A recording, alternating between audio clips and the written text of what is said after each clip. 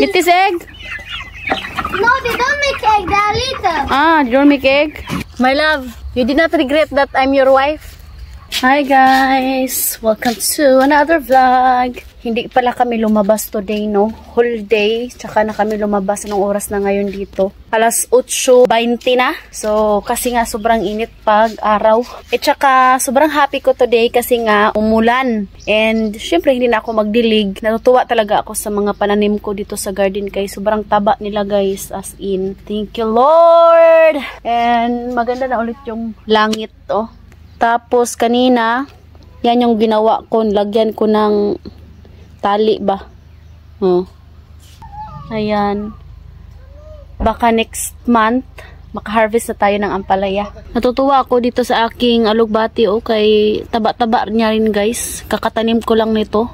Pati itong opo, nilagyan ko rin ng tali sa taas kay ayaw niya kasing gumapang dito. So kaya tinalian ko na lang. Tapos, yung isa, dalawa lang yung nakasurvive kay, di ba, maaga akong nagtanim, spring. Tapos, bumalik yung snow. So, yung ibang mga pananim ko dito sa garden is hindi sila nakasurvive. Kaya, sobrang sayang. Next time, at least, alam ko na ba. Pero, hindi pa rin talaga ako mag-lesson learn, guys. Uy, kay, dahil sobrang excited ba, na mainit na, ganun. Siguro dahil nakapagpahinga yung katawan, isip ko sa winter, panay na sa loob lang. So, gusto kong may gagawin. So, kaya, ang baho dito ng baboy. So, kaya, sobrang excited. Sayang lang yung mga seeds na dinala ko. Galing pa naman yun sa Pilipinas. Tapos, namatay. And, nag-order ulit ako sa mga Pinay dito sa Romania. Tapos, diba, dito, yung tanim namin is mga onion. So, ayan guys, paubos na yung onion namin. Pag kailangan namin gumamit ng onion, kumukuha lang kami dito sa garden. So, kaya, ayan, konti na lang yung natira sa onion namin. Ginagamit namin pang luto. Malaki na rin yung aking carrots, oh. Tingnan nyo. Tapos, sobrang linis na dito kay pinutol ni Papa lahat ng damo.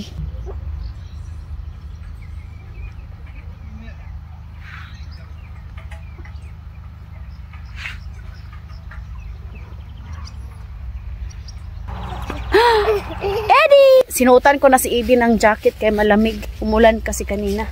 Pag umuulan dito, may mga fog talaga yan dyan, oh, sa kakahuyan. Sobrang laki talaga ng space dito. Hello. Hello. Hello. Nice to see you. Eddie. Yung mga naputol naming damo, dito namin nilalagay. Ako yung gumawa nito. Pag pinutol yung mga damo dito, sobrang ganda tingnan. Pero pag hindi pinuputol, ganito siya kahaba guys, oh. Hindi talaga tumadaanan dito. Buti na lang may mga magagandang puso. Nilagyan din ng daan papunta doon sa amin. O diba? Ang nagputol nito is yung may-ari ng mga baka.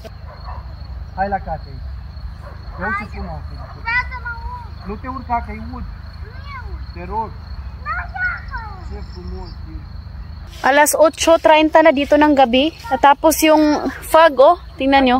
Naalala ko talaga sa amin sa Leyte, sa bukid na ganito talaga. Ang ganda, my love, oh. Look like in Kabulisan. Fresh. Refilling with fresh. Refreshing! Refreshing.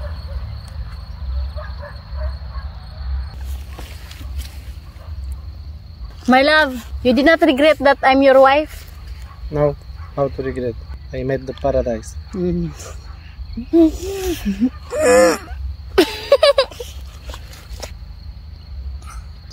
Katusha, what is your favorite color? And you, Eddie? Red. Red? Pink! So, ayan guys. Balik na kami sa bahay kay may sinaing ako doon. Baka masunog. Nandito pala kami sa mga manok, ano? Galing kami doon sa garden. So, ipakita ko lang pala sa inyo yung kulungan ng mga manok. Diba dumami na yung manok ni Bianan. Tapos ngayon, i-extend nila ang kulungan. Ang laki talaga niya na sunoy, oh. Yan. Diba? Mahilig talaga yung skate siya sa manok. Mamis, basmil! Yan yun. Didi. Eat this egg? No, they don't make egg. They're little. Ah, you don't make egg? Mabuti pas Katusha, alam pa niya. Mommy, don't do like that because the boy will be stressed. Please. Let the chicken there. This. Yan yung mga bagong bili ni Mama. Tapos, yung mga mangingitlog is yan.